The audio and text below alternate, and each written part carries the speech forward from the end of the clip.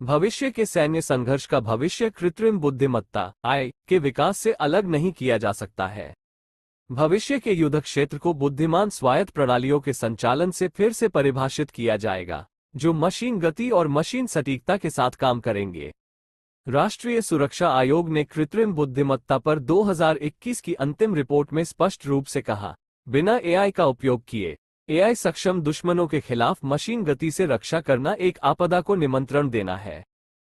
हमें भविष्य की लड़ाई में मानव योद्धाओं को नियंत्रण में रखना होगा, और इसका मतलब है AI की उन्नत कंप्यूटिंग शक्ति के साथ मानव निर्णय निर्माण को बढ़ावा देने के प्रयासों में निवेश करना, टॉम अबन ने कहा, जो Johns Hopkins applied physics laboratory APL में इंटेलिजेंट कॉम्बैट प्लेटफॉर्म्स ग्रुप की देखरेख करते हैं। APL कई प्रयासों में शामिल है, जो मानवों को बुद्धिमान वर्चुअल सहायक प्रदान करके ये काम कर रहा है।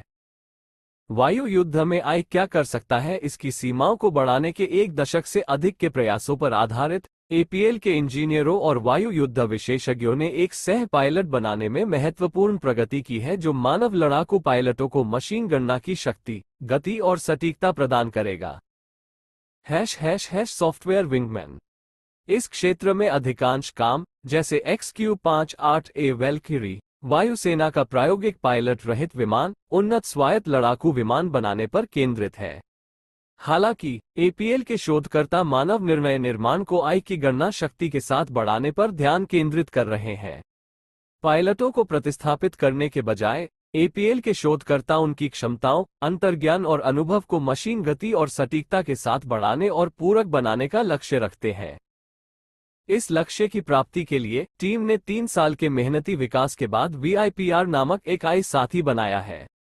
VIPR, जो virtual intelligent peer reasoning agent का संक्षिप्त रूप है, 3 महत्वपूर्ण भूमिकाओं में पायलट की सेवा करता है: एक स्थिति सचेत सहकर्मी के रूप में, एक प्रभावी विंगमैन के रूप में और एक संज्ञानात्मक समर्थन सहायक के रूप में। APL के फोर्स प्रोजेक्शन सेक्टर के कंप्यूटर वैज्ञानिक जॉन विंडर, जो अबन के साथ परियोजना का नेतृत्व करते हैं, VIPR की तुलना स्टार वार्स के पायलट सहायक ड्रॉइड R2D2 से करते हैं। ये पीछे रह सकता है और स्थिति जागरूकता बनाए रखकर, ब्लाइंड स्पॉट्स को ट्रैक करके और आवश्यकता पड़ने पर पायलट को चेतावनी देकर समर्थन प्रदान कर सकता है, या यह आगे बढ़कर पायलट की भूमिका निभा सकता है, विमान उड़ा सकता है और अपने मानव पायलट की जान बचाने के लिए कार्रवाई कर सकता है, उन्होंने कहा। संज्ञानात्मक ब्लाइंड स्पॉट्स को ट्रैक करना।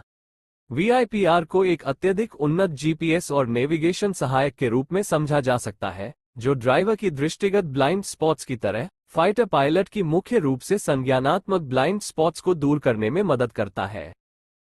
फाइटर पायलट स्वाभाविक रूप से बहुत आत्मविश्वासी लोग होते हैं, विंडर ने कहा।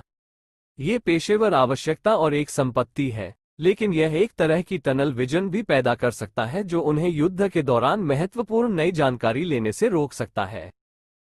इसलिए VIPR का सबसे महत्वपूर्ण कार्य पायलट की संज्ञानात्मक स्थिति को सक्रिय रूप से ट्रैक करना है। इसे पायलट की मंशा को समझना होता है, पायलट क्या जानता है और पायलट क्या समझता है, इसके बारे में विचार करना होता है, ताकि यह पहचान सके कि कब AI और पायलट एक ही पृष्ठ पर नहीं है। विपक्षी खतरों को ट्रैक और भविष्यवाणी करने के अलावा, VIPR को पायलट के इरादों, उद्देश्यों और व्यवहार के तरीकों को सेकंड बाय सेकंड के आधार पर समझना होता है, विंडर ने कहा। और जब पायलट युद्ध के दौरान किसी महत्वपूर्ण चीज को चूक जाता है, तो VIPR को उसे समय पर और कार्रवाई योग्य तरीके से सूचित करना होता है ताकि वे मुकाबले में जीवित रह सकें।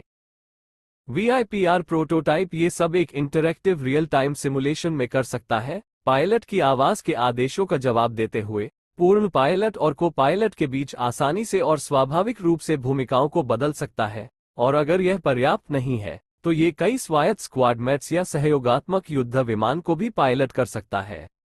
इस मोड में, मानव पायलट फुटबॉल टीम के क्वार्टरबैक की तरह कार्य कर सकता है। VIPR नियंत्रित टीम के उद्देश्यों को निर्देशित कर सकता है। 3 साल के विकास के बाद, APL टीम मानव पायलटों के साथ अपने AI प्रोटोटाइप का अधिक औपचारिक रूप से मूल्यांकन करने की तैयारी कर रही है। लेकिन कम से कम कहानियों के अनुसार, प्रारंभिक प्रतिक्रिया आशाजनक रही है। हमारी टीम में कुछ पूर्व पायलट हैं, और सिमुलेशन में भाग लेने के बाद वे सभी मुस्कुराते हुए बाहर आए हैं, विंडर ने कहा। और एक गैर पायलट के रूप में, जब मैं बिना सहायता के सिमुलेशन परिदृश्य में भाग लेता हूं, तो मैं शायद 8 सेकंड के लिए जीवित रह पाता हूं। वीआईपीआर के साथ, मैं जीवित रह सकता हूं और जीत सकता हूं। स्पष्ट रूप से, इसको फील्ड में लाने से पहले हमें बहुत अधिक कठोर परीक्षण करने की आवश्यकता है, लेकिन हमने जो अब तक देखा है, उसके आधार पर हम आशावादी हैं।